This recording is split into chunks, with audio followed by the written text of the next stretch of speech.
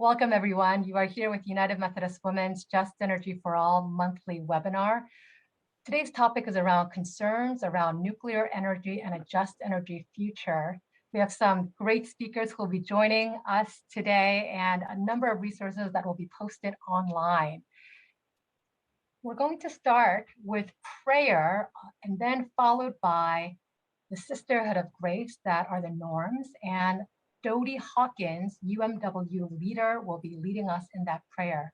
Just a bit about Dodie. Dodie is a retired nurse educator who retired from the University of New Mexico, where she taught for over 20 years. She is also an environmental activist who became passionate about climate justice after teaching on the topic at Mission U in 2016. So Dodie, thank you so much for grounding us in prayer and the Sisterhood of Grace. A prayer to care for our common home. Father of all, creator and ruler of the universe, you entrusted your world to us as a gift. Help us to care for it and all people, that we may live in right relationship with you, with ourselves, with one another, and with creation. Christ our Lord, both divine and human, you lived among us and died for our sins. Help us to imitate your love for the human family by recognizing that we are all connected to our brothers and sisters around the world, to those in poverty impacted by environmental devastation, and to future generations. Holy Spirit, giver of wisdom and love, you breathe life in us and guide us. Help us to live according to your vision, stirring to action the hearts of all, individuals and families, communities of faith, and civil and political leaders. Triune God, help us to hear the cry of those in poverty and the cry of the earth, so that we may together care for our common home. Amen. As Liz said, these are our group norms, and it is understood that we will all abide by the Sisterhood of Grace.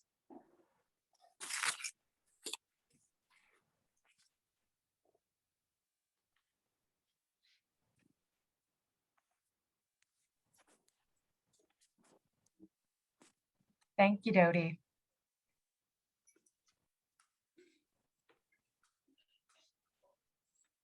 For those of you who have been part of these conversations, you know that we have been examining what is just energy, what is unjust energy, and the vision that God calls us to have in terms of right relationship with God's creation, with one another, and also how we can be advocating for it.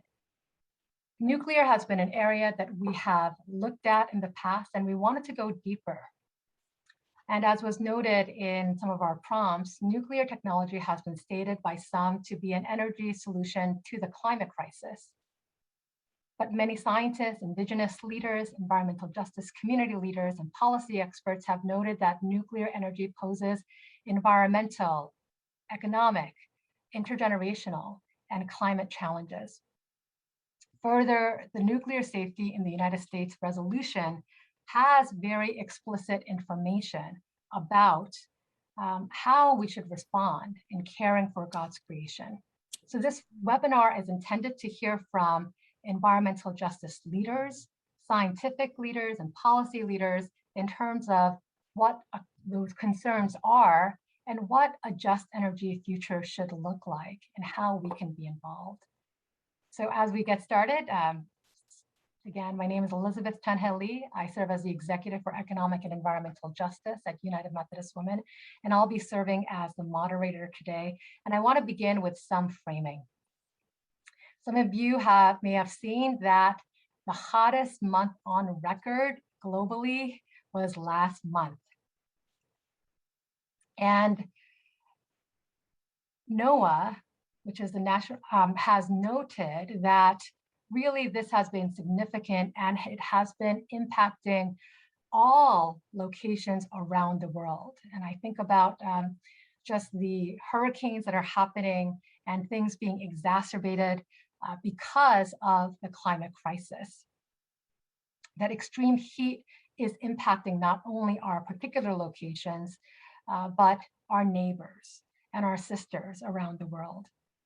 You may have also known that the IPCC produced their 6th report last week and noted that much is getting worse, that there is widespread, intensifying, and rapid changes as a result of the climate crisis, with extreme heat waves, rainfalls, flooding, drought that people are experiencing, but it will get worse multiple timefolds as a result. And right now we are in a 1 degree scenario, Celsius scenario. And as you will see from this slide from the IPCC report, what it looks like if we stay under 1.5 degree versus 2 degree versus 4 degrees Celsius, which is the trajectory that we are on, unless countries like the United States in particular, which is one of the largest emitters, changes our policies and actions, and in particular, our energy sources. It does speak about our change in energy. And as noted earlier, nuclear has been noted by some to be that solution. I did want to note United Methodist Church's position on nuclear. It is said, nuclear is mentioned 83 times in the United Methodist Church Book of Resolutions and Social Principles. I want to highlight a few. First, from the social principles, it states, the whole earth is God's good creation and as such has inherent value. We are aware that the current utilization of energy resources threatens this creation at its very foundation.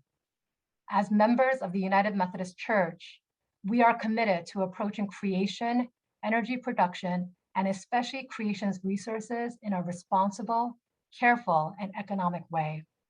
The use of nuclear power is no solution for avoiding CO2 emissions.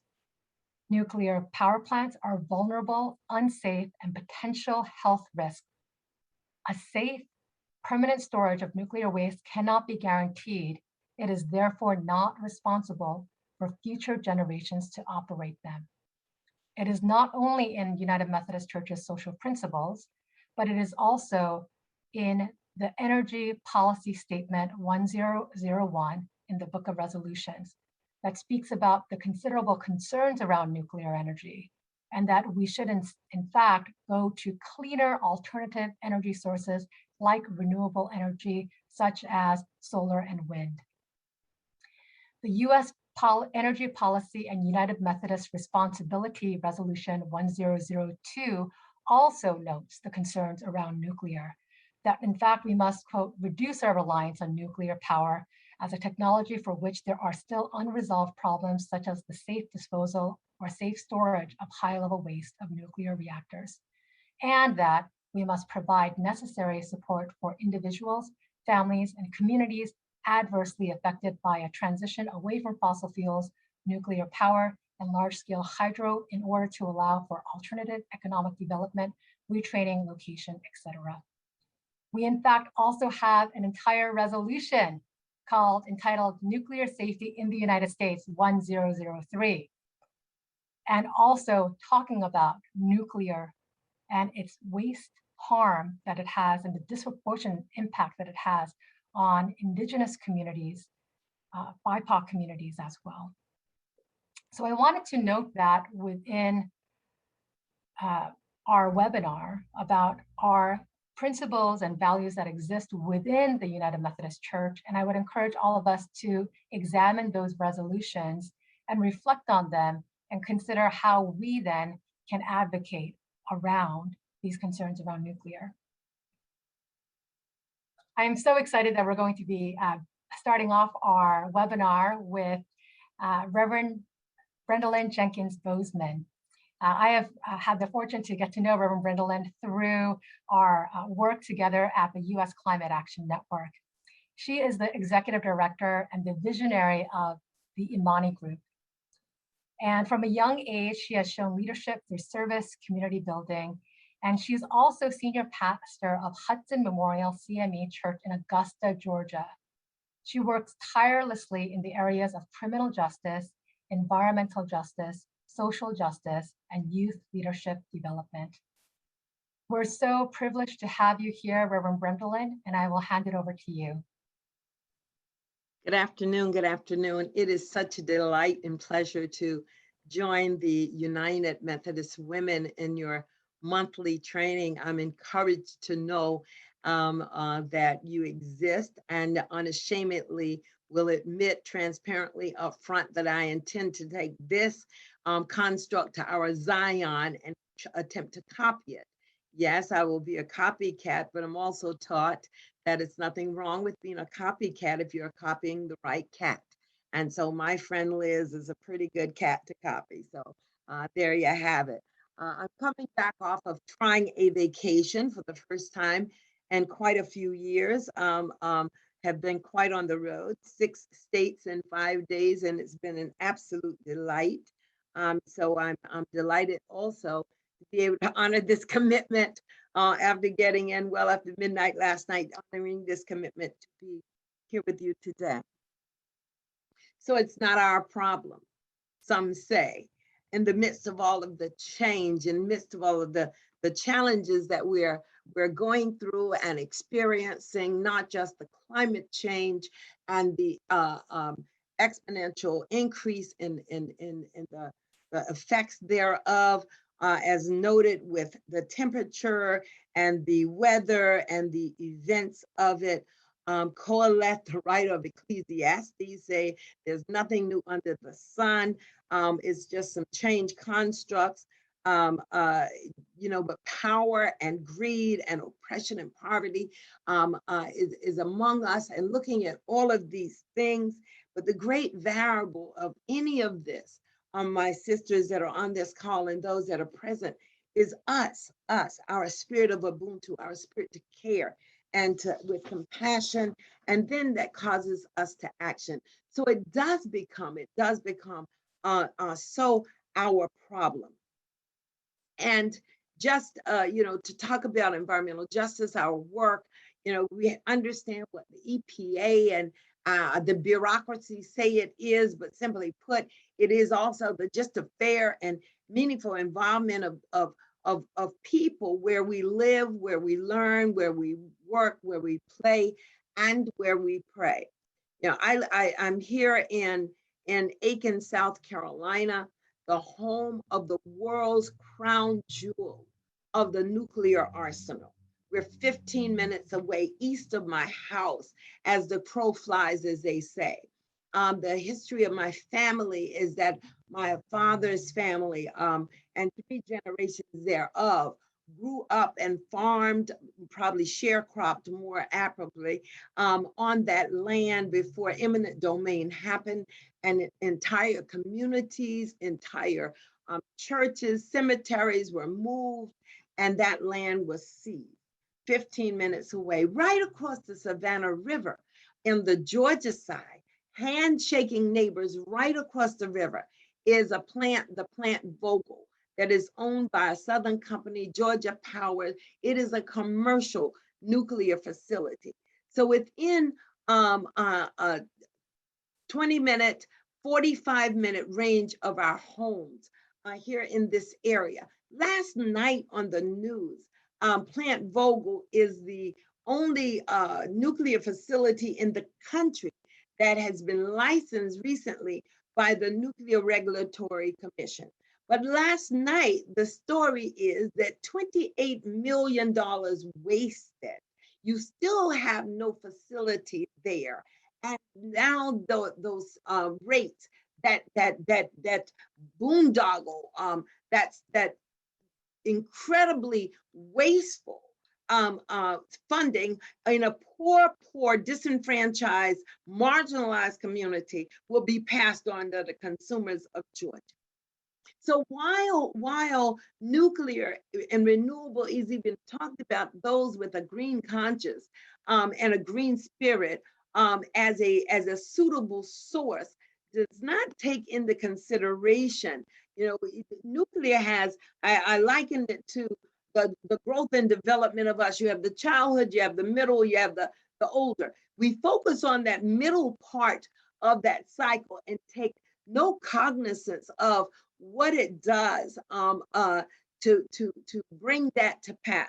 We take no cognizance of the fact that most uranium mining in these United States take place in that expansive Colorado Plateau region that straddles the four corners of Utah and Colorado and New Mexico and Arizona and Wyoming. Go talk to our indigenous brothers and sisters that live there about yellowcake and the impact of uranium mining.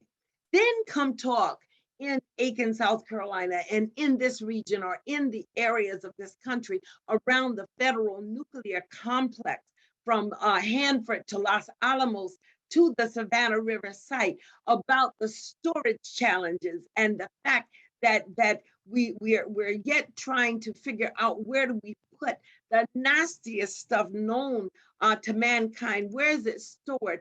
And yet it's stored in the tanks, in the underground tanks, vitrification processes, and then taken to Yucca Mountain, which is still not happening, and deep into the WIPP, the waste isolation plant, storage facilities. That is the challenge. It is the challenge. And we park that, I've learned this great theory, dialectical thinking, because I'm an absolute thinking person. And I think in my older age, Liz and company, I'm relaxing so that everything is just not black and white for me. I'm allowing the fact that while all that I just said is absolutely the truth and in my spirit, in my heart, there is another side to that reality. While that is the truth, these facilities exist. These facilities, the Savannah River site is going absolutely nowhere.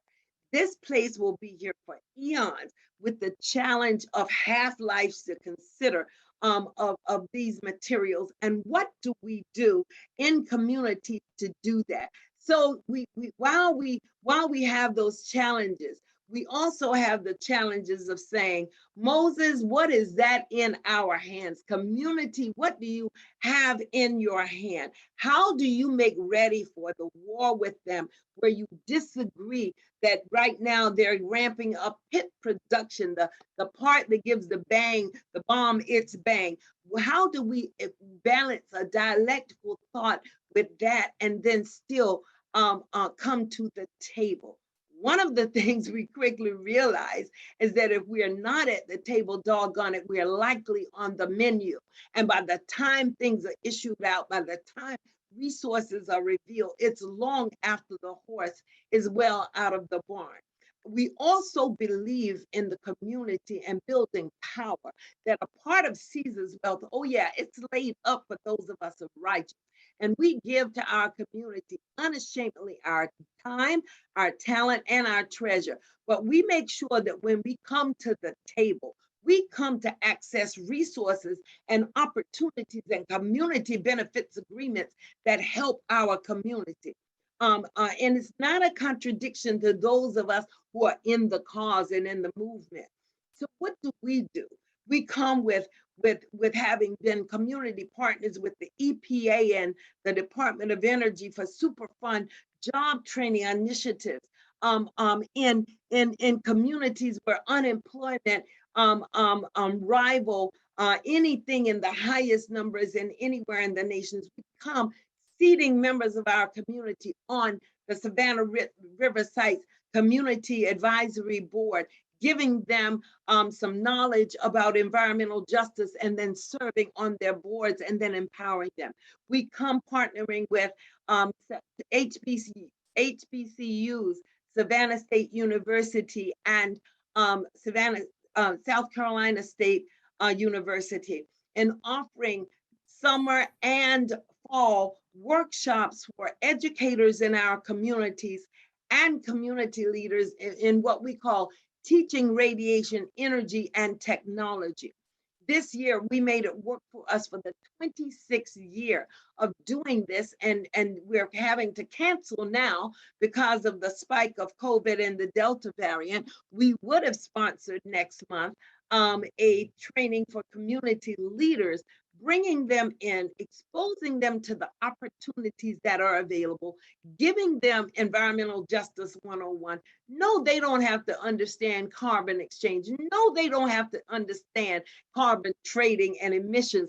They just have to understand that you're living in communities where you are not treated right, where you are among things that you should be accessed in your community. You're in communities where the landfills are being cited. You're in communities where violence is rapid, and that is an environmental justice issue. And so we take all of that, and then we sit and begin to empower. Over one of my shoulders, you see a poster where Liz and I met with the U.S. Climate Action Network and 5 other female faith leaders, myself from around the country, wrote a grant, and we're instituting trainings for pastors and denominational heads and what we're calling the Black Church, the Green Movement, where again, we're just for a couple of hours on a Saturday afternoon, teaching them about what does the messaging of climate change, and when you listen to the news, what does that mean? And so one realizing that the Black church is still the strongest institution in our community, and we are far from dead. And so doing those things and working not just for equality and not just it's not about equity, it's the reality, and it's really about the liberation of a people, of taking down the walls, removing scales from their eyes, and stirring up the gifts that we have. And so with that, we come back and say, oh yes, you say it's not your problem, but in the spirit of Ubuntu, in the spirit of you are because I am and we're together, in that spirit, we come together and we make it our problem. We make each other our brothers and sisters keepers, and we take the elephant and try to bite it one bite at a time, lest it gag us, and hand in hand, heart in heart, try to move to a different place and a different level as we walk together, children not getting worried. Thank you so much for this opportunity. I'm going to pause right there. As I say to my congregations on Sunday, that's all I have for you. Amen, amen, amen. Reverend Brendolyn, thank you for grounding us and sharing even from your personal experience with your family, father, and community, and how we need to engage in that work, whose voices we center, and to say that it is all of our problems and that spirit of Ubuntu. Thank you so much. And I think that is such a great way to just enter in terms of thinking about the work of climate justice, just energy for all, and addressing nuclear and concerns. I noticed that there are some conversations that are happening in the chat. Thank you for that. And I think some of the comments that are being raised, some of our other speakers will be focusing on those, and we'll have time for some Q&A. If there are also Q&A questions that you have, please place them in the chat and we will group them together so that the speakers will be able to comment on those questions. Our next speaker is Dr. Arjun Makhijani. He is the president of the Institute for Energy and Environmental Research. He has studied and written about energy and nuclear issues for 50 years, starting with the first assessment of energy efficiency potential of the US economy in 1971. So we are so privileged to have Arjun with us. He has recently co-authored a paper with Dr. M.V. Ramana on why small modular reactors are not the solution to decarbonizing the energy system. He has a PhD from the Electrical Engineering and Computer Sciences Department of the University of California at Berkeley. And we're so grateful, Arjun, that you are here with us, really just to give us a sense, right, of what does this mean about this energy transition? Where does nuclear fit in? And especially as a scientist and your expertise over the decades working on this, we're so grateful that you're here with us. So I will hand it over to you, Arjun. May I share my screen? Absolutely, please do. Yeah, so first of all, thank you, Reverend Brendolyn. I'm privileged to be here to hear you. That was a wonderful talk. I've studied the Savannah River site quite a bit. My institute wrote, so this is not what was not part of my plan, but um, it, we wrote a report many years ago called Nuclear Dumps by the Riverside about the Savannah River site. And your theme was, it's not my problem yet. And I've been trying to tell the people in Hilton Head that it has been their problem, the same problem that the African-American communities across the river in Georgia have. It rains radioactive rain on them from the Savannah Riverside, and Plant Vogtle discharges radioactive water into the river. But the people in Hilton Head, I don't think, know that the Savannah River has radioactivity in it all the way to Hilton Head. And it's very tragic, you know, when the community should be uniting around stopping that pollution. But the people in Hilton Head don't know yet. So maybe Reverend Brenda, maybe you can inform them. You come on down and help me. I'll be happy to.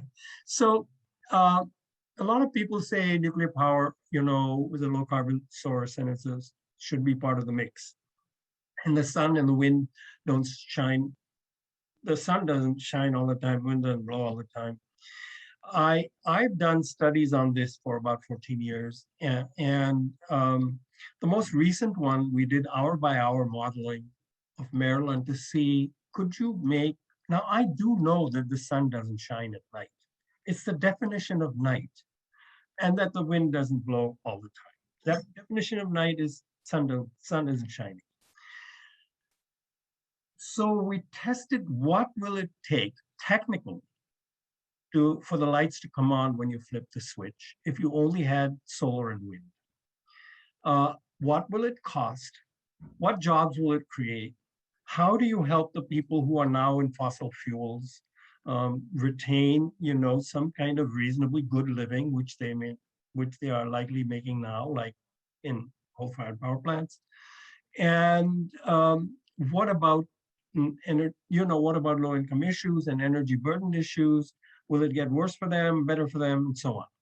So I don't have time to go through all that, but I will make a few comments on nuclear before kind of giving you a peek at why I concluded that we can go to a solar and wind economy, that it will be better, it will be cheaper, it will be cleaner, but to make it just, it will take work. Of course, it will also take work on other fronts, but that I think society is still resisting the most, and part of what I think we ought to be focusing on a great deal. So to launch into it, these are the 4 crises we have: climate, oil insecurity, or nuclear insecurity, food insecurity. The oil insecurity, you know, the wars in the Middle East have been around oil for about 100 years, ever since the British converted their navy to oil. These are the common points between weapons and power. The top right picture is of centrifuges. The United States thinks Iran shouldn't have centrifuges for their nuclear power program, but there's of course a very large plant in Leona's neighborhood in southeastern New Mexico of exactly this design, making uranium for the US nuclear power program, and similar installations making them for weapons. The bottom on the right is that plutonium, it's called a plutonium button. It's about enough material to make a bomb. For nuclear reactors to make a dent in carbon, you need to build 1 reactor a week. The world has failed miserably to do that, and this is from 1 a week starting 10 years ago. So today it will be 2 a week. You would have to build these plants that the United States doesn't like in Iran, a couple of them every year. One was proposed for Idaho, was built in New Mexico. We have a lot of plutonium. Every nuclear reactor produces about 30 bombs worth of plutonium every year. It's the spent fuel, the waste fuel is stored at the power plant sites. It can't be used directly, but separated, it can be used and made into these buttons and then eventually into bombs. We have more surplus plutonium in the commercial sector in the world than in all the nuclear bombs of all the nuclear power states. So, and it is absolutely a proliferation problem. And we have the waste problem. We propose to put the waste in Yucca Mountain. But 20 miles away, the aquifer that is under Yucca Mountain is the water from that aquifer, the very same aquifer, is used to irrigate fields and pomegranates, you know, supposed to be healthful.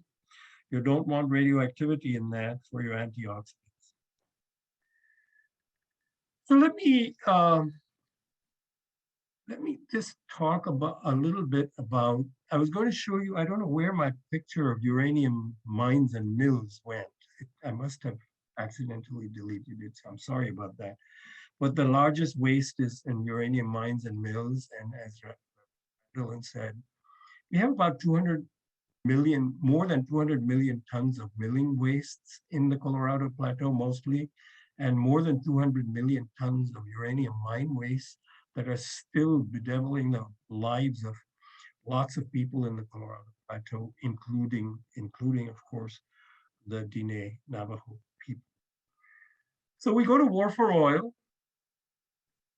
and about 85% of that oil, of the gasoline in the tank, is wasted. Only 15% winds up as power of the wheels to move the car. And of course, the object is not to move the car, the object is to move the person. And the person is a tiny fraction of the weight of the car. So our transportation system, despite being very, very high tech, is only about 1% efficient. We go to electric cars, it will be about 4 or 5 times more efficient, so 5% efficient at moving people, because you still have a lot of steel and batteries mostly that you're moving. And so we need a lot of work. So we can make things a lot more efficient. Imagine if you had a transportation system that uses less metal and less batteries and less electricity, and we're 20% efficient. Okay. Now that would be sustainable. We have leaky homes, a lot of energy. You know, you go for war for oil, you have fracking, you're polluting people's neighborhoods, and then most of the energy goes out the windows and walls. Okay, so we need to make things more efficient. By my calculation, just even if we had a lot of cars, you could run an economy that's twice as big on 60% less energy, if I'm remembering the number right, 40% less energy. I have that slide. So Maryland is not one of the best endowed states in renewable energy, but we have at least 10 times more solar and wind than we need, even if everything was electrified, all the cars were electric. So solar and wind are the keys. We can do it with solar and wind. This was a mix that I came up with. How would you do 100% by 2035, decarbonize the economy with solar and wind? Here's how the carbon would look. The red line is what we want. The upper line is the route to disaster, as the IPCC report tells us. So let me give you this is jobs. We would have more jobs. So what would it look like? So today we have a few hundred power plants that supply energy through big wires that come to our neighborhood. We have what I call a dumb grid. You turn it on, you turn it off. The lights, come on, they go off. It works quite reasonably well, but not good enough to accommodate the kind of resilient future we want, a democratized energy system. So we need a smart grid, we need microgrids, we need what is demand response. You need a much more complicated system where you have solar on people's roofs, you have community solar for renters, you have electric vehicles that are providing electricity to the grid, taking electricity from the grid, the same for your rooftop solar. If you've heard that the transition is simple, I would say it's not true. This transition is technically and economically complicated. The good news is we have all of the essentials the technical and economic essentials to do it now. Bill Gates, who says we need new technologies to go to a zero carbon economy, is not right. And there are some blank spots, like with aircraft and cement plants, but for 90%, 95% of it, we can do it with solar and wind. So here are the elements. You need solar and wind in seasonal balance. You need some storage. You can't do it all with battery storage. People will say, oh, you can't do it all with battery storage. So you need nuclear. They are right on the first part. They are wrong on the second part. If you do demand response and you manage your renewable surpluses when you have more than you need for your house and factory and office buildings, you can, if you manage that surplus right, you can do it all more economically than today. More economically on average does not mean more economically for everybody. So if you are a renter, your landlord may not want to install smart appliances in your apartment. If you're a low-income renter, that will very likely be true. They may not want to really insulate your apartment well. If you don't have the wherewithal to participate in a renewable energy economy, your energy bills, which are already very high, 10, 20, 30% of income even, could go up. Of course, they're going to go up because climate is worsening, more air conditioning and all that. The first thing we need to make the energy transition just, and we're talking about trillions of dollars over 10 years, right? Now, $3.5 trillion, is to make energy affordable, which is defined as 6% of income for all low and moderate income households. I've done the calculation. What will it take? It will take about $30 billion a year to do that. I think very, very much within the parameters of what the Biden administration is talking about, but not yet fully on the radar screen of the discussion. I think those who are involved in energy justice, and especially my friends in Georgia or from the Southeast, there are 2 senators from there who are very important. And you might put this on their radar screen. I'd be happy to send you more information on that. There's also the question of workers. I think we in fossil fuel dominant communities, and we should create jobs in those communities before those facilities have to be shut down. And they need to be shut down. A lot of those facilities could be used for renewable energy infrastructure, and that I think should also be on the radar screen. We're not, unfortunately, planning for a just and equitable transition. Mostly the planning is for a renewable or decarbonized transition that includes nuclear electricity, unfortunately. Tim Judson is going to address that more in detail. What I've shown you and done calculations done over years, I am absolutely confident, and I've presented this to highly technical people recently, to the National Renewable Energy Lab folks and clean energy tables. I am confident that what I am telling you is right and it can be done, but the political guts to stop nuclear energy being a bipartisan consensus the way it is today in the federal government, and that needs to come from the environmental justice community. Thank you very much. And address questions when it's time. Stop sharing. Thank you so much. And please, for those who do have questions, please place them in the chat box. We will have time in a moment to go through the questions that you have. So thank you so much, Arjun, for sharing and just the information that you shared and speaking about that renewable energy, solar, wind, when managed properly, can address our energy needs.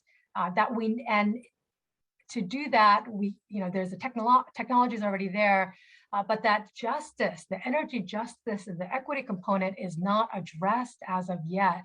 And that you had invited us to really then think about, getting the political gut, right? You said to move forward in that, and you highlighted Georgia in particular. And I think we have some Georgians here who may be very interested in what you have to share as well in terms of the resource that you have. So thank you so much.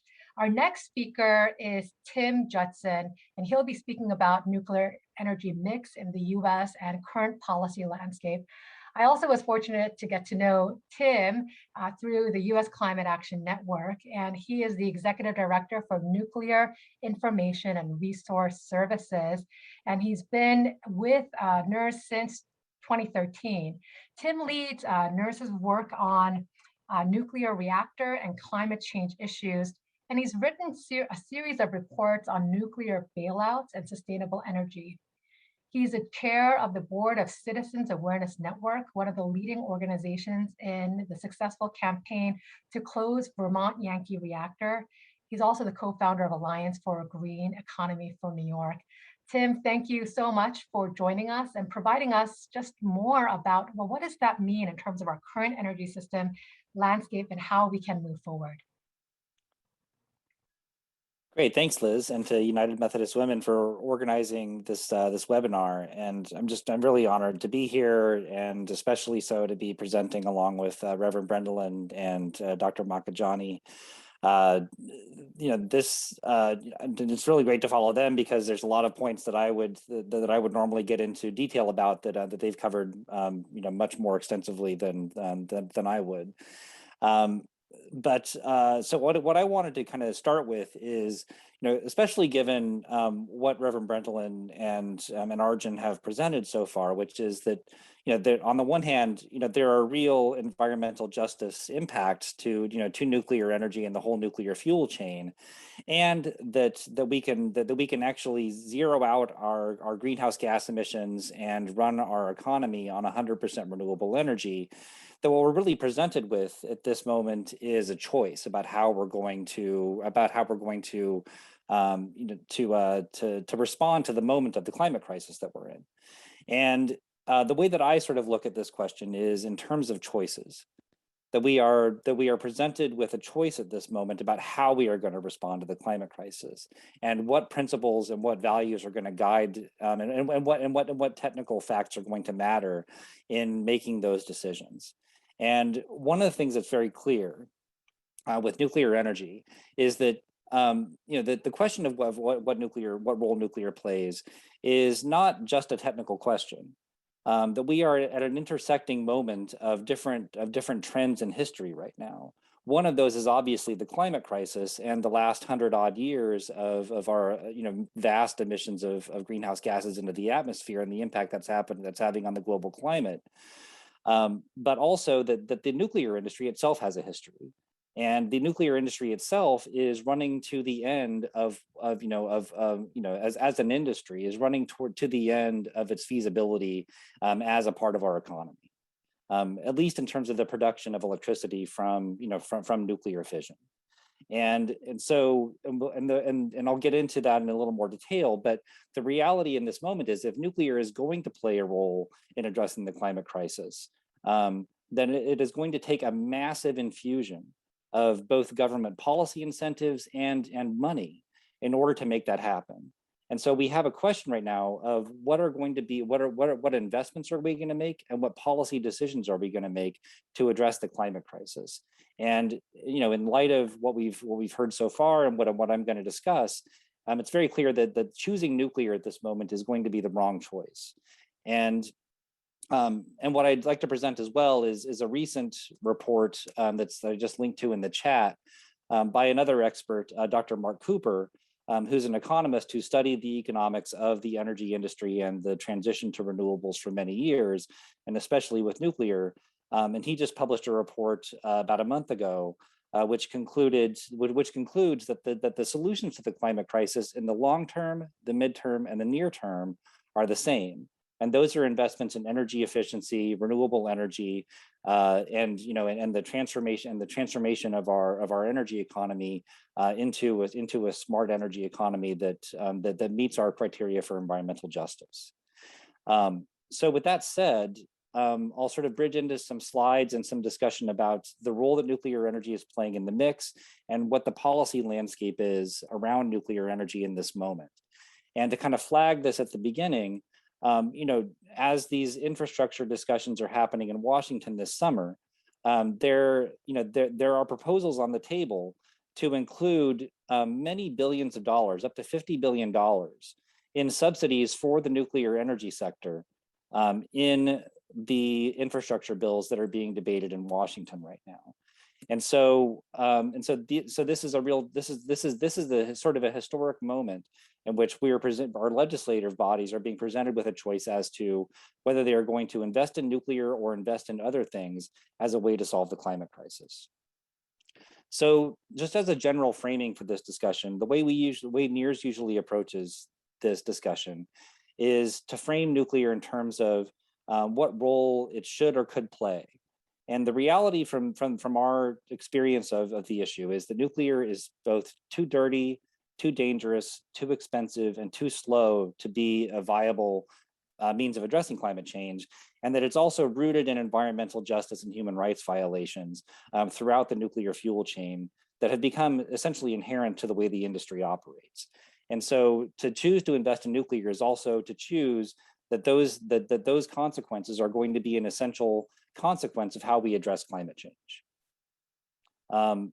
So in terms of the nuclear fuel chain, there is this vast sort of chain of production that starts with uranium mining and goes through the generation of nuclear power and the production of nuclear waste that results in, as Arjun described, hundreds of millions of tons of radioactive waste, in uranium mining communities, in communities where uranium is milled and refined, to the enrichment of uranium, through to the production of nuclear waste. And so, what we often say is that electricity is the fleeting byproduct of nuclear power. What it really is, what nuclear power really produces is radioactive waste. And every pound of fuel that goes into a reactor ends up becoming this incredibly radioactive, long-lasting byproduct that needs to be managed for over 1 million years. Environmental justice communities are targeted throughout this process, from at every stage of the production, the dumping of radioactive waste. And then we have to deal with the dangers of nuclear energy, which are actually increasing with climate change, both because of the dangers of increasing storm threats, increasing flooding, increasing severe weather events of all kinds, but also because the nuclear reactors that are operating are also getting very old at this point. And so, their essential components and structures are also degrading at a very high rate. And in fact, if the same standards were applied to the condition of reactors that are operating today, as was the case when they were licensed, many of them would have to shut down, but they're being allowed to operate for essentially political reasons. So switching over to the question of sort of what role nuclear currently plays in our energy supply. I'll show some slides that are sort of more in the global mix, but that really also apply equally to the U.S. So over the last 30 years or so, nuclear power has provided about 20% of the electricity supply in the United States, and about less than 9% of what is called total primary energy. That is not just the electricity sector, but across the entire economy. So from transportation and buildings and heating and whatnot, nuclear energy is less than 9% of our total energy supply. Whereas, by contrast, fossil fuels still constitute about 80% of our total energy supply. So when we're looking at, how are we going to address the climate crisis? How are we going to get to zero emissions? We're really talking about the total transformation of our whole energy system. And so the question of, what happens with nuclear is really a footnote to the entire conversation of how are we going to achieve the broad transformation of our whole energy sector. And really, I think is in some ways a distraction from that discussion. So this is, nuclear and total energy and global energy supplies historically. This picture is very similar within the US. What you see, in this chart is that in terms of total global energy supply, nuclear has actually been declining as a share of that for the last several decades. In terms of nuclear generation worldwide, that's been essentially flat for the last 20 years. So we're not really seeing an increase in total nuclear energy generation in the world, even though there are some nuclear power plants being built. There are a lot of them that are being shut down because of their age and economics and other issues. This is essentially another chart showing the same thing. And then what you see here is sort of the history of nuclear energy as an industry, with most of the construction of nuclear power plants having happened in the 70s and 80s. And there being a steep fall off from that, by 1990, and only a small blip in increase in that recently, and again, sort of trailing off in recent years. And the reason for this is predominantly that nuclear power, has been a failed industry for some time. The economics of building nuclear power plants has nearly bankrupted the industry in countries like the US, where corporations operate in a market context.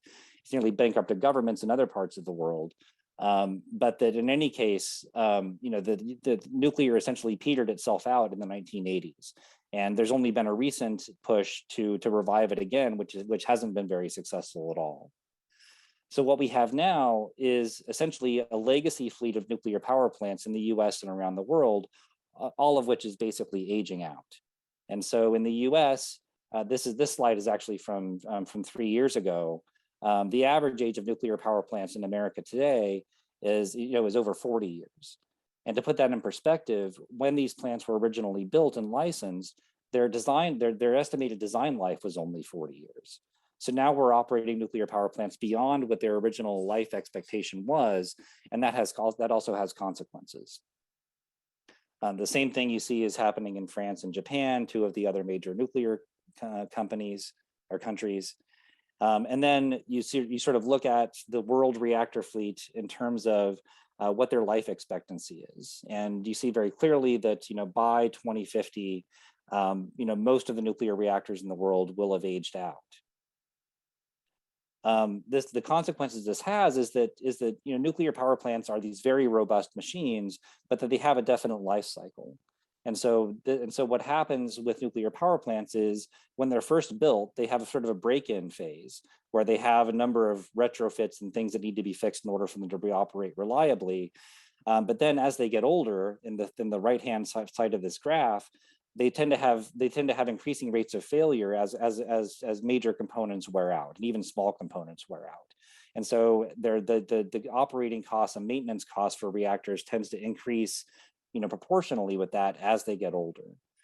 And that's in fact what we've seen happen in the US, where over the 10-year period between 2002 and 2012, the average cost of operating nuclear power plants increased by over 33%. And that was largely due to this problem with aging plants needing to be requiring greater and greater levels of investment to keep them reliably operating and hopefully safely operating.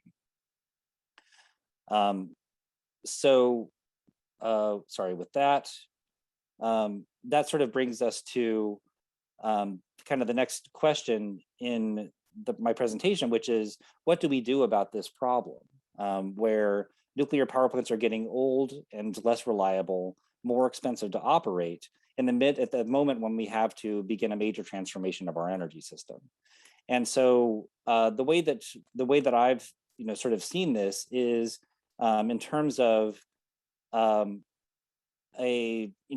are the choices that we're making? What are the consequences of the choices that we're making? And so we're really talking about how are we going to spend the next decade? How are we going to spend all of these trillions of dollars of money over the next decade? And so what we've seen happen in the last 15 years is that there was a proposal to really invest in nuclear and to revive the nuclear industry by building a whole bunch of new nuclear power plants and what was called at the time a nuclear renaissance. And the promise at the time was that there were lots of new reactor designs that were going to be more economical and, and safer and to build and quicker safer to operate and faster to build. And that essentially did not happen. What we've seen happen in the last 15 years is that the cost of nuclear has increased dramatically by over 33%, and that the cost of renewables has declined even more dramatically. Essentially all sorts of subsidies and incentives that were created could not tackle this problem. And so while 30 new reactors were ordered in the U.S., were put on order by utilities in the U.S.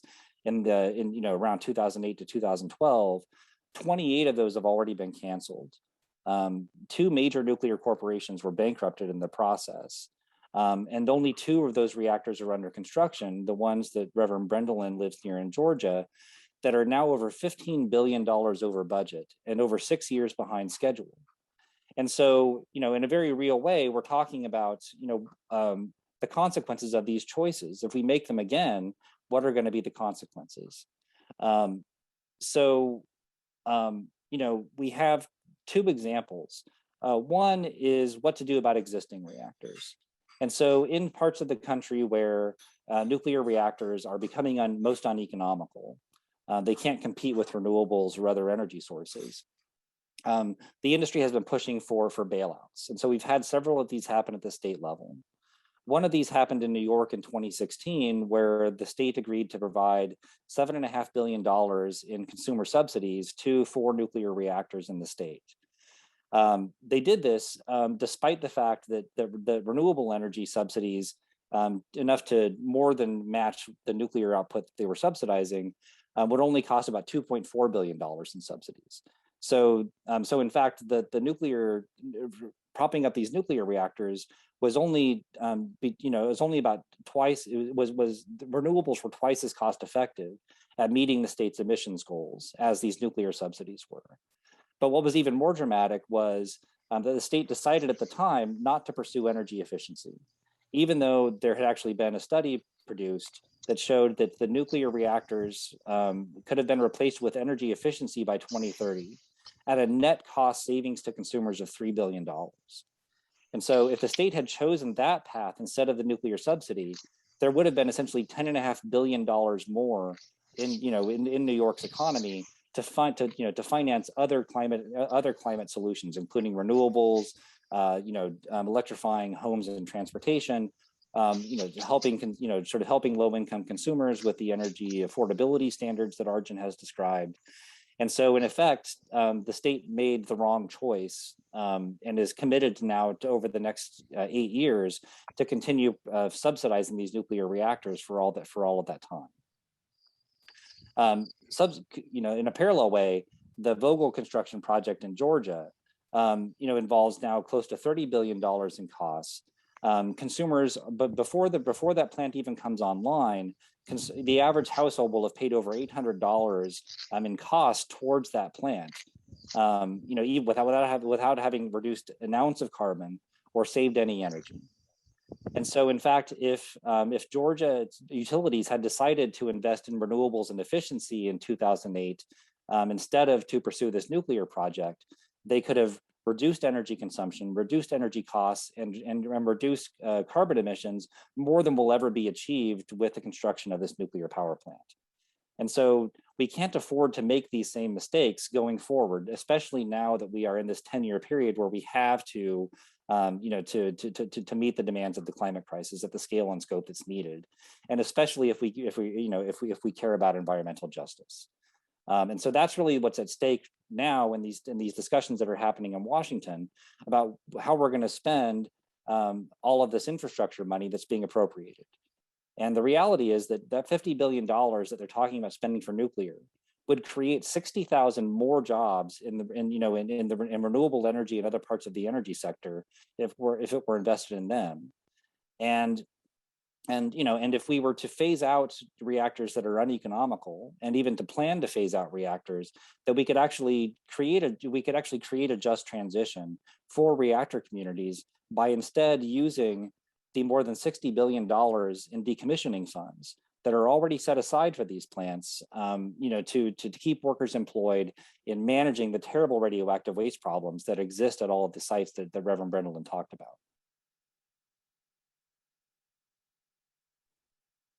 Thank you so much, Tim. And we are going to continue this conversation in a bit more. And you've already given us some policy directions and some of the concerns currently right now with both the bipartisan infrastructure platform framework, as well as in the budget reconciliation process. So thank you for that sharing so much. And you had shared, just helping us think about nuclear is too dirty, too dangerous, too expensive, too slow, and rooted in environmental racism and human rights violation. What I was saying is it's always nice to be the first speaker because then you don't have to worry about being redundant. But what I'm basically going to focus on is the nuclear waste issue in New Mexico. We've heard about it, globally, nationally, and internationally, but I'm going to focus on what nuclear waste actually means to my wonderful state of New Mexico, and then what our concerns is and what United Methodist Women are doing about it. So most New Mexicans are a bit testy when it comes to the topic of nuclear waste in our state. First, it was WIPP, the Waste Isolation Pilot Project, which was opened in 1999. This is a 16 square mile site built about 26 miles southeast of Carlsbad, New Mexico, in a 2-foot thick salt bed. It is the only repository for the storage of transuranic, or TRU.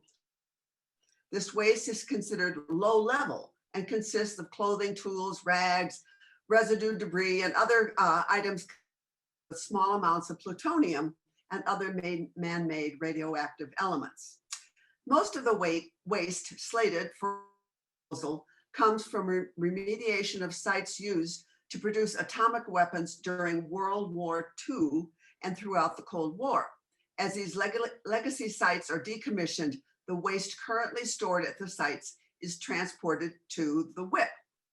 This site is licensed to hold transuranic waste for 10,000 years. Now, both our state government and many environmental organizations in New Mexico are openly resisting the proposed construction of a site to store high-level waste, such as leftover fuels used in nuclear power plants. These materials can remain radioactive and dangerous to human health for untold amounts of time. In 2020, Holtec International applied through the Nuclear Regulatory Commission for a 40-year license to build a consolidated interim storage facility near Carlsbad, New Mexico. And I bet many of you out there have been to Carlsbad Caverns and know the area. It's magnificent. Right now, all of the nuclear waste that a power plant generates in its entire lifetime is stored on site in dry casks. And that was mentioned before. It stays on site at the nuclear power plant. A permanent disposal site for used nuclear fuel from the approximately 75 nuclear plants in the United States had been planned for Yucca Mountain, Nevada since 1987, but kept it from becoming a reality. In other words, Nevada didn't want anything to do with radioactive waste near their state. This issue has drawn much sides of the issue. In March, the Attorney General of this announced that the state of New Mexico has filed suit against the United States Nuclear Regulatory Commission and the US, seeking to stop them from indefinitely storing the nation's supply of high-level radioactive waste in southeastern New Mexico. It makes the point that without plans for a permanent storage site, the site in New Mexico could become permanent. In other words, this Holtec proposal in the southeastern part of the state is meant to be temporary, but there is no permanent site that has been selected.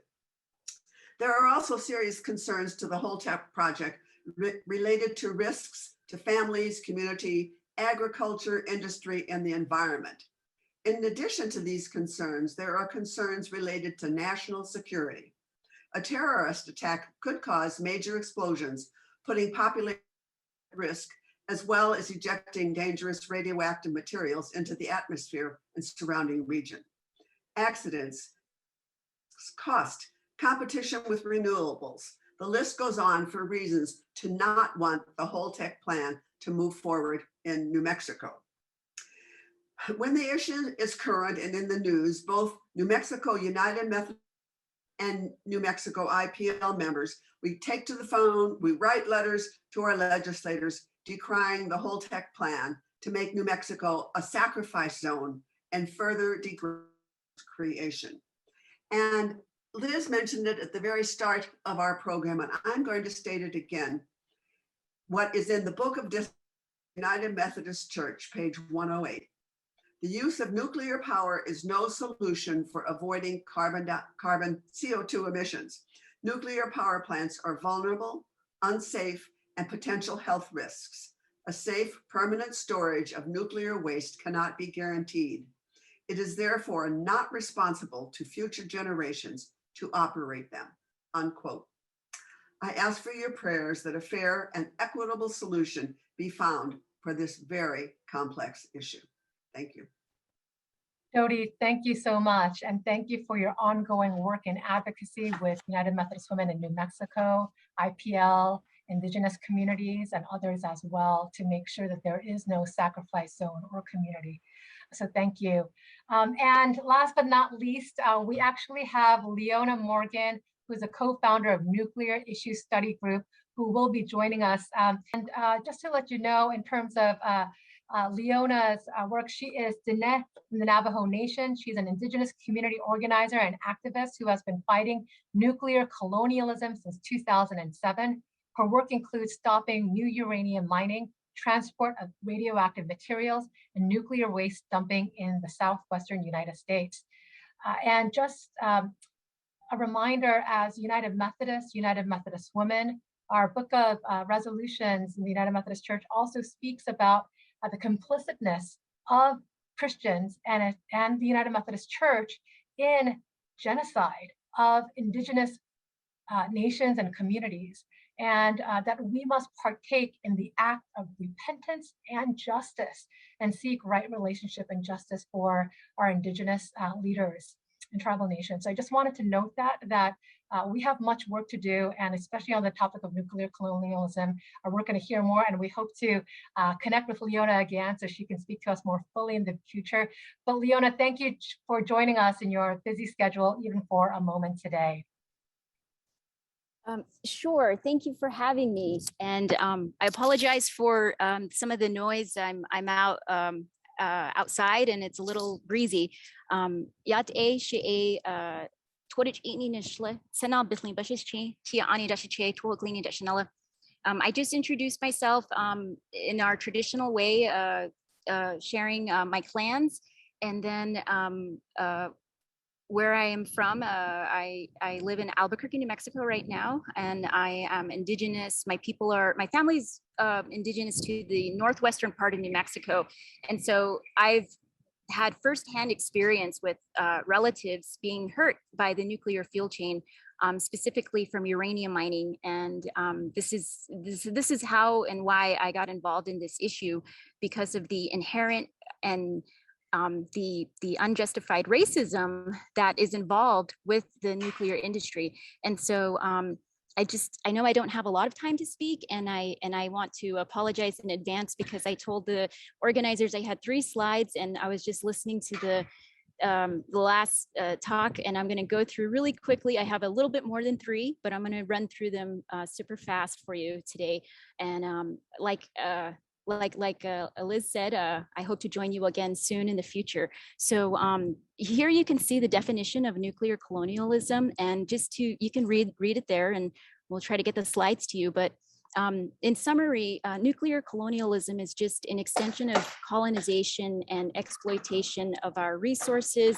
And then this new form of genocide, I would I'd like to refer to radioactive genocide or nuclear genocide as a result of the nuclear fuel chain, not just from weapons, but also from nuclear energy.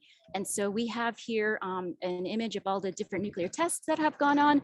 I'm sure Arjun did a wonderful job explaining the nuclear fuel chain. Something I want to focus on today is just looking at the front end of the nuclear fuel chain and the back end of the nuclear fuel chain. So in New Mexico, we're a very rural state.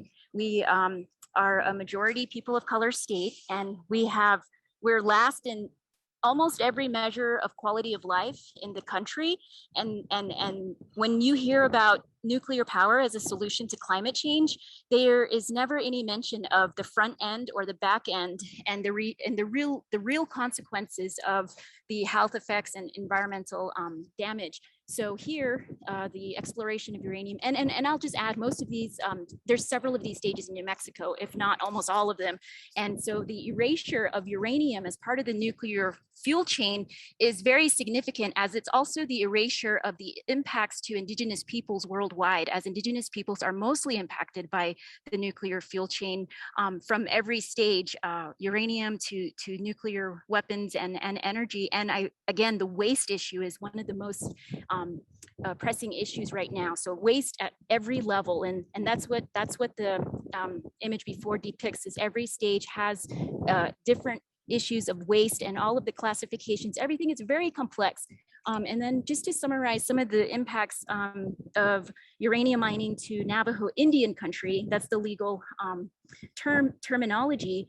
We are looking now at a map. You can see it's a very kind of almost greenwashed type of image that shows this, the EPA presented this as a, this cleanup plan that's going on. But across the country, there's over 15,000 abandoned uranium mines, and there's no law to clean them up. So these were mines that happened after laws were in place to enforce cleanup from companies.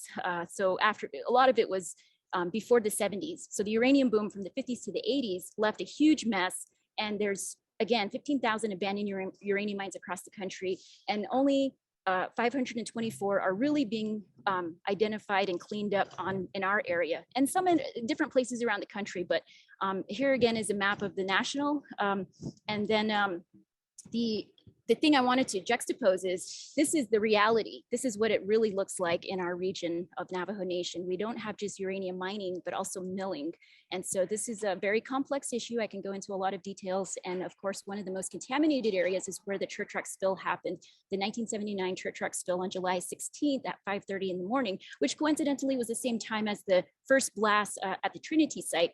And so this area is now going through fourth cleanup, and the community that lives in this region here, the Redwater Pond Road community, they're between 3 uranium mines and a uranium mill. And there's a current plan to clean up this mine here, owned by General Electric. They want to scrape up 1 million cubic yards of mine waste and pile it on top of where the mill had their waste and spilled it 40 years ago. So this is not a good plan. The community doesn't like this plan, and I'll share some links or share some information with Liz how people can, if you can support and tell the United States government they are the responsible party and must pay for all the cleanup, and cleanup like this is not acceptable, as it puts indigenous communities against one another, because part of the plan is, okay, we're going to move mine waste from here and put it on top of here, whereas the community that's living here is going to still be impacted. But the crux of the issue is, the more contaminated waste they want to move to Utah, to another facility just 3 miles from another indigenous community. So this is not okay. And so I'm just going to finish up with these 3 slides that shows all of the uranium deposits in the country. As you can see, they're mostly in the western states. And then when you look at where the location of all the nuclear power plants are in the country, they're more in the coastal regions. And as you notice, there's no power plants where the uranium comes from. So this is one of the most explicit forms of environmental racism, where it's super obvious to see how the resources were extracted from our region, contaminating sacred places, our water, our health, and then there's so many implications with COVID and other things in these poor rural communities. And so we really need support and help to stop the nuclear beast, to stop new nuclear weapons, to stop new nuclear energy, and to demand comprehensive community approved cleanup of all contaminated sites from the nuclear military industrial complex. Thank you.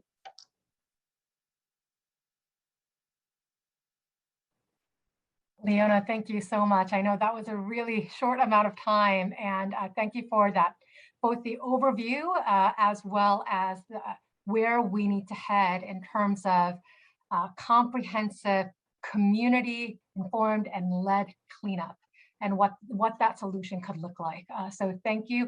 We're going to move into a time for Q&A. We have very few, but before that, I'm going to actually, because I'm mindful of time, what we're going to do is actually going to just note the next steps that are available, and then close in prayer, and then we'll actually come back to the Q&A if that's okay, because I know some of you have some time, kind of time constraints. So in terms of some of the next steps, there are a variety of resources that our speakers have offered. The slideshow presentation will be available to you so that you can click through these resources. But one thing, as Tim had spoken about, we want you to act. Congress needs to hear from you today. Arjun actually said, those in Georgia, you know, your senators need to hear from you. And I suspect many of our senators and House of Representatives need to hear from us. So Marianne is going to put in the chat box, if she hasn't already, in terms of a link to contact your members of Congress. The Senate has, are moving forward with the reconciliation process. The House is coming back on Monday. So there's a lot of things happening. And in the process of the sausage making of the $3.5 trillion reconciliation package, as well as a bipartisan infrastructure framework, nuclear is still part of that, right? And Tim and many others have spoken about the concerns around it. And Leona has shared, this is not the direction we need to go. So please make it a point to write. It will take under a minute. And after you participate in this action, please encourage others within your UMW to act as well. So click on the link. So even if you don't finish it today, immediately, you can do so after this event. Another invitation is to make Just Energy for All a priority for the quadrennium. So those of you who are in the UMW and UMC structure, we have issue priorities. Consider making Just Energy for All climate justice one of the issue priorities so that you can deepen the work, because climate justice is not achieved by one event per year or going to a session, but actually delving and deeper and doing the work. And we would love to resource you. And when you make that a priority and let you know, we can connect more deeply around that. So email us if you've already done so or if you plan to do so. And we know that you have your annual meetings coming up. So please lift that up as a possibility. The other campaign that we work on is interrupting the school to prison pipeline. And so we hope that both campaigns would become priorities for your UMW. We're going to go to Q&A in just a moment, but I wanted to invite Cynthia Reeves, who is currently the National Vice President of United Methodist Women, to close us in prayer. And she actually served as a CTC Central Texas Conference UMW president from 2008 to 2012. And she also serves on Texas Impact Board of Directors, Justice Advocacy Group, and is co-chair of the North Central Texas Conference Church and Society Committee. So we're really thrilled that Cynthia is going to bless us before we go to Q&A. Oh, thank you so much. If you'll pray with me. Creator God, we know you are here with us today and know what we've learned and discussed, the warnings about nuclear power, the choices that are to be made, the concerns for your beautiful creation. Lead and guide us, God of the sparrow, God of the whale. Help us discern your way.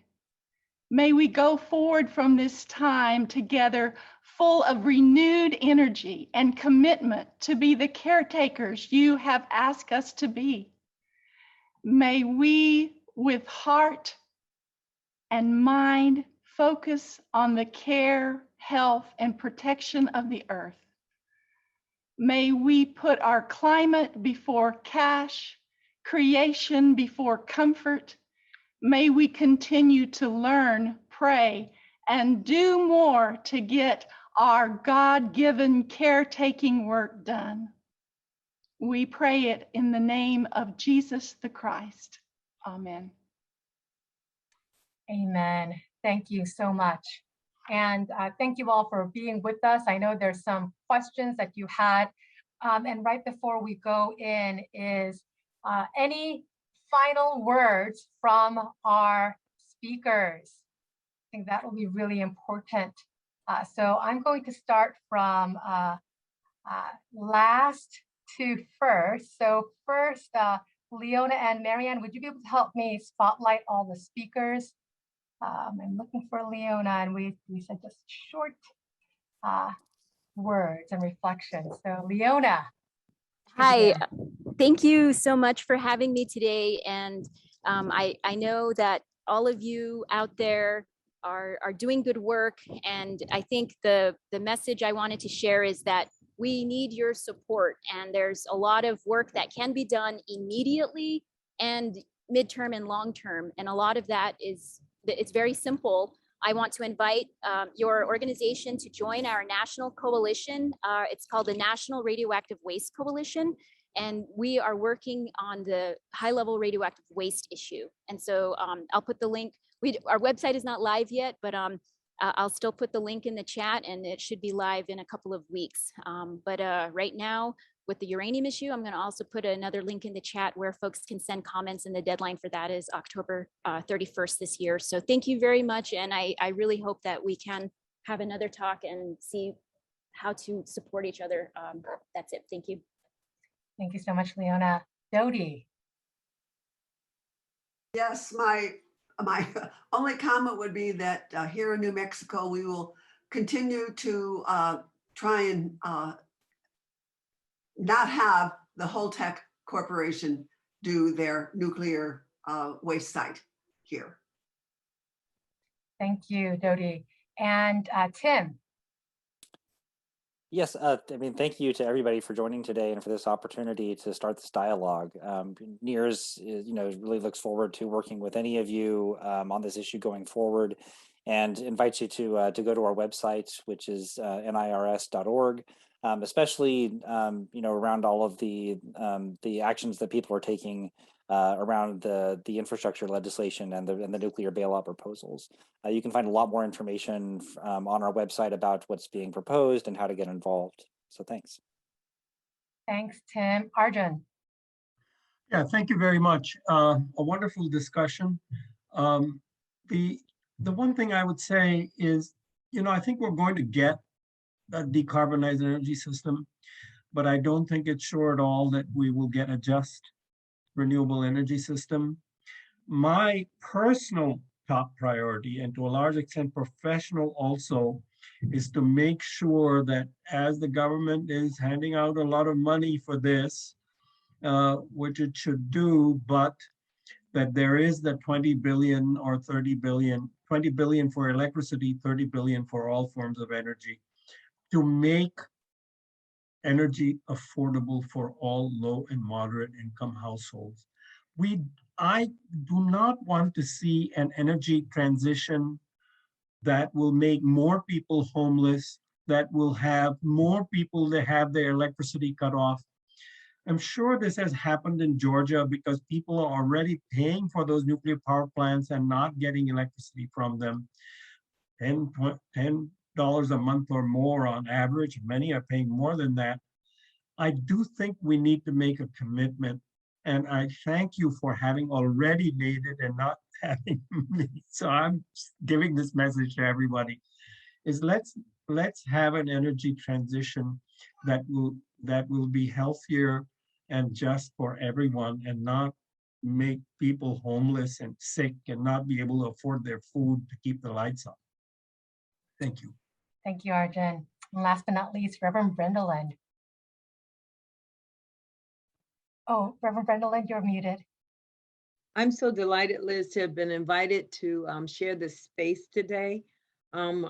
Certainly with my fellow presenters, Leona, Dodie, Tim, and Arjun. It was an amazingly enlightening conversation for me, as well as a sadly affirming and confirming conversation that the struggle very much still continues. I'm always still hopeful and faithful in the better of us, and so I look forward to how we move forward in this time, and the new paradigms, or as they say down country, the new paradigm shifts we are being challenged to process, and just remaining open to those shifts of both policy and spirit all at the same time. So I thank you, and I just so honored being a part of this. Thank you so much. And thank you to all the speakers, and to Cynthia also for the prayer, and Dodie for the prayer, for our time together. And we are not only hearers of the word, but doers of the word. So I pray that you will prayerfully consider how God is calling us as United Methodist Women and as people of faith to act and respond for such a moment as this. Thank you. I'm going to now shift gears for anyone who would like to ask questions, but there were a few. I'm not sure if Holly's still on here, but I'm going to just note what she had said earlier. How do we plan to run air conditioning units on hot days without nuclear power? If coal-fired power plants are all shut down in the next 10 years, many will not have enough power from wind and solar. However, we can't shut them all down now without killing many people. Poor people in the inner cities must have electricity to power fans and stay cool.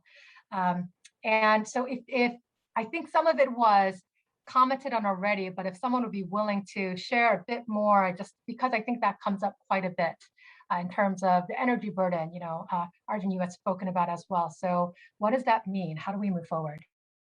Let me say a couple of words, and I'm sure Tim might want to also. We have 90 odd nuclear reactors operating there. In some parts of the country, including the Southeast, they're a significant part of the energy system, electricity system. So first of all, we shouldn't build new reactors. That should be off the table. We shouldn't be subsidizing new reactors. The existing reactor problem is more complicated. The simplest thing is that we shouldn't be giving them more money to operate.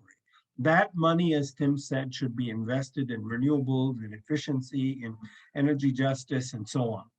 So for existing power plants, they should be allowed to be phased out according to their license lifetime. We should stop relicensing them because they're already old. The relicensing processes are not very sensible.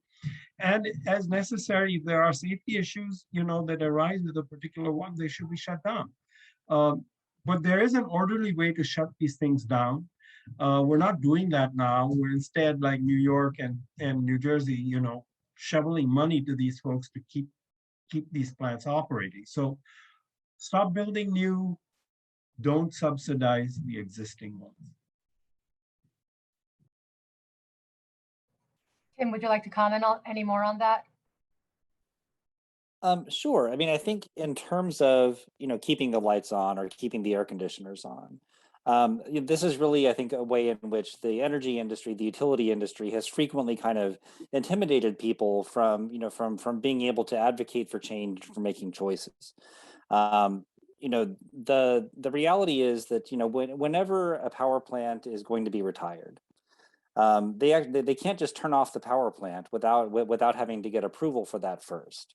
And so, so there is actually no risk that a power plant is ever going to be turned off, in a situation that's going to create blackouts or to compromise our electricity security that way. In fact, what has been happening is that power companies like the nuclear power companies I was talking about have sort of gamed the system around this in a way of threatening to close a power plant imminently, like within the next 6 months, without having the states have any time to plan for that power plant to retire. In cases, then there have been cases both in the closures of coal plants and gas plants and nuclear plants, where the grid operators have reviewed the plan to close the plant and have found that there might be a reliability issue.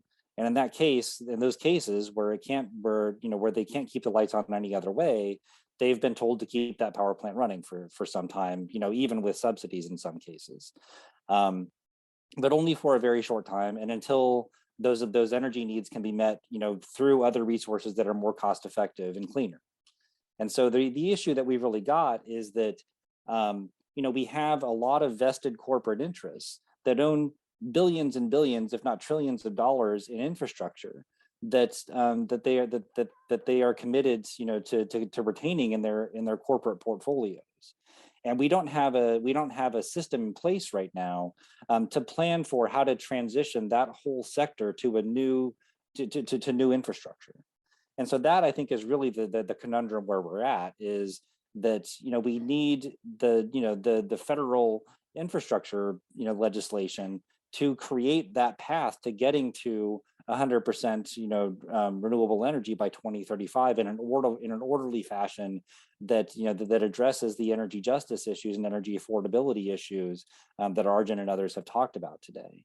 That's what we're missing, is actually the framework to to do this in a way that's actually going to that's actually going to be effective. Instead of constantly being confronted with these kind of false choices and false solutions that the utility industry routinely sort of kind of interjects into the conversation. That, I think, is really where we as advocates have a really important role to play. And I think especially faith advocates and faith communities around the moral choices that are involved in both truth telling and making decisions according to moral principles and priorities. Thanks, Tim. Leona? I don't know why the wind always picks up when I'm about to talk. So I just wanted to ask the person or whoever has these questions to think about the question that you're asking, and how can we, like it was just said a minute ago about it, having this paradigm shift that is absolutely critical and necessary. As an individual, I do as much as possible to conserve water, out in the desert. I have all my electricity on power strips, and I'm doing this on an individual basis, which probably isn't making a big impact on the global level. But what we need to do is to really think about, is this an energy transition to continue living beyond our means as human beings? I mean, we really need to think about that question. How much do we really need that air conditioner? Of course, I'm in the desert, and in the summer with this recent heat wave, it's a very dangerous issue with our elders out here. And so we created this problem, but yet we don't see that the real the harshest impacts, we don't see them, like in the rainforests and in indigenous communities around the world. And so when we ask how do we continue using our air conditioner, I think we need to rephrase that to ask, how can we change the system so we aren't contributing to capitalism and exploitation of resources? Because this energy transition that's being talked about, the use of batteries and different technology is going to still require elements and resources that, if they are mined in an unsustainable way, I do not believe there is such a thing called responsible mining. But when we talk about energy transition, some people think it's as simple as just getting new technology for batteries.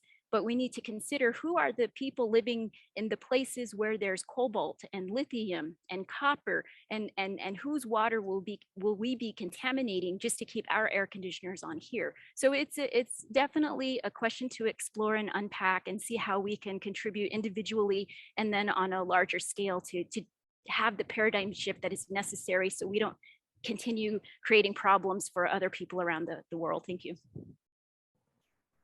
Thank you. Just wanted to, before we move on to another question, wanted to make sure if either Reverend Brendolin or Dodie wanted to comment.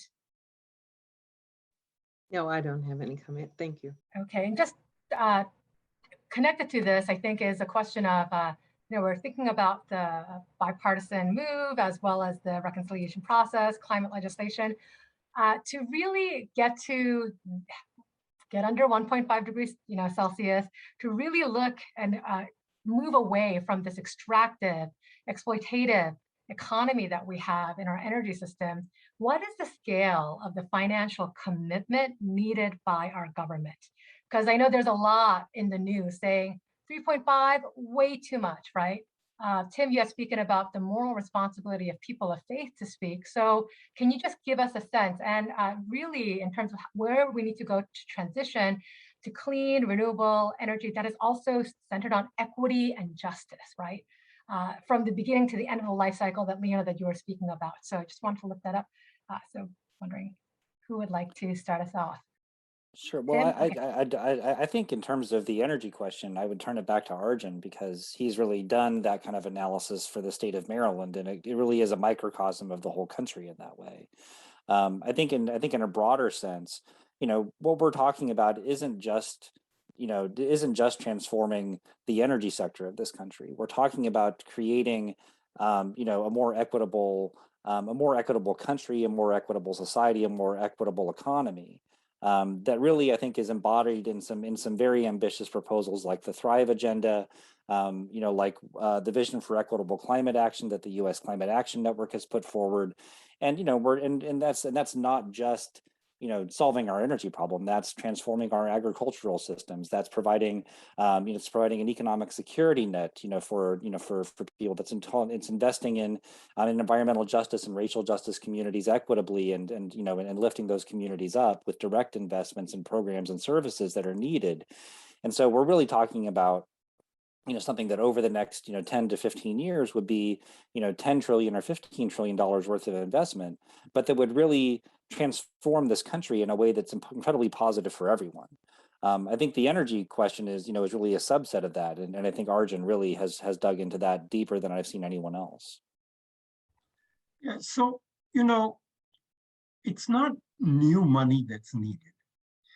The oil and gas industry every year invest hundreds of billions of dollars in new oil and gas. Around the world, there's also some coal investments going on.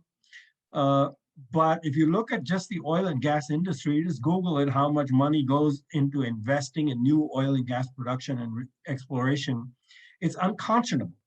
So the IPCC report has told us, basically we've got a carbon budget by my reckoning of somewhere between 200 and 300 billion tons of carbon dioxide left.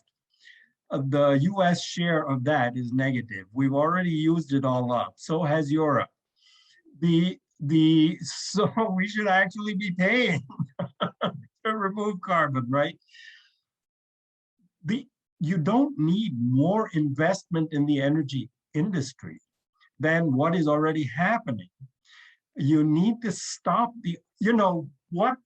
our indigenous leader friends and water protectors have been trying to say for the last few years, stop the fossil fuel investments, and many others, who've worked on this issue. So how do you actually stop the oil and gas industry from investing in more fossil fuels, which they're going to say, well, these are invested resources, pay us if you want them. So how about 100% tax on oil company profits that are not invested in renewable energy? It's radical, but I would say we are in the most radical situation in human history by far. This IPCC report is more dire than any, and I actually downloaded all 3,500 pages. I haven't read it all yet. I don't think I'm going to read it all, but I do comb it for the technical content that's relevant to us here. We have to stop. We have to divert resources from going to the wrong things, which is the same as saying, the power of the fossil fuel industry has to be reduced. It's not necessary that the government should be allocating all of this money. The money is there, it's just being put in the wrong place. Now, how you get the power over the oil companies is, a 100-year-old question that we haven't solved yet. So, lacking that, I would say, yeah, government money is a good idea. The investments are not different than what are being made in the energy industry now. But the big plus of that is, once you make the investments in wind and solar, you don't need any more mining. You don't need any more fuel. A large part of the problem of the present energy system is, even after you've built the plant, you're damaging the planet because you have to mine the uranium, you have to mine the coal, you have to mine the oil and gas pipelines and all. So Thank you. And, Tim, you were saying 10, 15 trillion. So really 3.5 trillion is not that much, right? Like compared to what is needed. And we need to do even more. And making the connections that these are not siloed issues, right? And as people of faith, I think we see it as the whole of creation, justice for all of creation. So that's so important. I see Reverend Brendelin, you have unmuted, so we'll have you go, and then Leona after that. Yeah, and you're right in line of why I'm agreeing. We tend to compartmentalize. It goes in this little cup in the waffle, and you pour the syrup in and not let it run over. But what we're dealing with, especially on the ground and in grassroots community and marginalized community, we dealing with spaghetti. It's all mixed up in there together. It's all one and the same. We don't have time to parse out and separate the issues of whether it's a food desert, whether it's the plant, whether it's nuclear, whether it's the water, whether it's the violence. It's all in there together, and we better learn how to walk and chew gum at the same time, step away and refresh and come back at it again, because the struggle continues. It just gets 2.0 and new and revised. And so, yeah. Thank you. Thank you. I just wanted to add that right now, I mentioned the abandoned uranium mine cleanup, and there is no funding for that, and we need funding for that. And so I like the saying there's no new money. I also heard a saying there's no dirty money, that there's only slow and fast money. Regardless, we need to change how we use that money. And if all of you, I know earlier, I think there was 120 plus people on this webinar. If every single person on this webinar made a phone call or wrote a letter, that would have a pretty good impact, I think, if we can get mobilization to talk to our elected officials. Because right now, something, I don't know if it's been mentioned earlier on this webinar, but the Radiation Exposure Compensation Act is money, federal dollars, to compensate for the healthcare of people impacted from some nuclear testing and some uranium operations. So this is primarily before 1971, and it does not include the downwinders from the Trinity blast and other testing. So right now, the RECA law is set to sunset next year, meaning there will be no more future compensation for other impacted people, including the people that have still been suffering for over 75 years. So we are really needing help with that too, and to get some funding back to RECA. So right now there is work in Congress on that, and I'll put some information in the chat, but we need to fund RECA, and we also need to fund the United States government is the responsible party and should fund all cleanup of abandoned uranium mines. So thank you. Thank you so much. Wow, there's a lot. There's a variety of questions. I'm just going to put it on, just note it here, and then y'all could just say maybe a few comments to those questions. So I think some things were already answered. Juliet asked him, what were you going to say about the Diablo Canyon? She's from California and interested. Julia noted she understands that there are deep ocean dump sites for nuclear waste. Is this true? Someone else had noted, how do we consider water conservation, reuse, reclamation when making energy decisions? And then I think Cynthia had asked about who makes the structure in terms of what the structure looks like. So we're going to close with that. Those were a lot of questions, but if anyone wants to just comment on those, we will close shortly. Elizabeth, I have to leave for another meeting, Of course. but let me just quickly address two of those things. There was quite wholesale ocean dumping of radioactive waste, including off of the San Francisco coast, until about 1970, when the London Dumping Convention is supposed to have banned it. However, loopholes have been created in this, and plutonium separation plant in France, for instance, and also Britain, continue dumping liquid radioactive waste into the oceans. They polluted the oceans all the way to the Arctic, and they say it's discharges. But if you take the same thing, put it in a barrel and throw it over a ship, it would be illegal.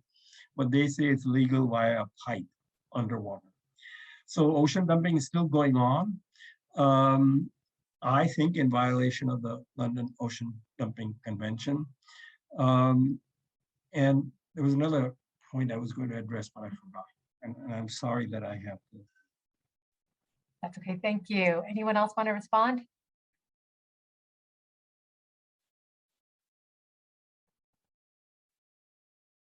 To any of the other questions? I think specifically on the Diablo Canyon question. So that's Diablo Canyon is the last operating nuclear power plant in California, and there was a sort of a historic settlement between the utility company Pacific Gas and Electric and environmental groups, labor unions, and others in 2017 that essentially set forth a plan to phase out nuclear Diablo Canyon through a just transition. And it really is, probably the best example of a planned just transition for closing, a nuclear or any other kind of power plant in the country. That both deals with assisting the community with maintaining the tax base and economic development, assisting the workers through jobs and economic opportunities, through decommissioning the nuclear power plant in a planned way that ostensibly gives the public input into the process, and ensures that the Diablo Canyon is going to be replaced with carbon-free energy sources, renewables, and energy efficiency over the next 10 years. And so that is really, I think, an example that we should be trying to make the standard for the whole energy transition nationwide, and learn the lessons from that, and adapt it. Thank you, appreciate it. Any other speakers want to comment on any of the questions? I want to thank you all for your time, for speaking and joining with us, to all the speakers, and for all those who hung out for another half hour. I hope the information that you got was helpful. And again, I hope that inspires you to act and deepen the work and talk to your units, talk to others, right? We are messengers of the good news, of the vision and direction that we call to. And Leona had said, there is no funding for those who have been exposed to radioactive waste right now. We have to act and urge our government and country, and also the polluters, to pay and be responsible. There's questions around just transition. I wanted to note that in our assembly town hall taking place in Orlando, Florida, May 20th to the 22nd, 2022, we will be having a town hall focused on just transition, around just energy, a just energy future and economy and climate justice. So look out for that, and there'll be a variety of workshops around climate justice and just energy for all. And so I hope that we will be able to connect with you in person or virtually. So thank you again to all the speakers and for all those who participated. And we look forward to seeing you again next month. Blessings, everyone.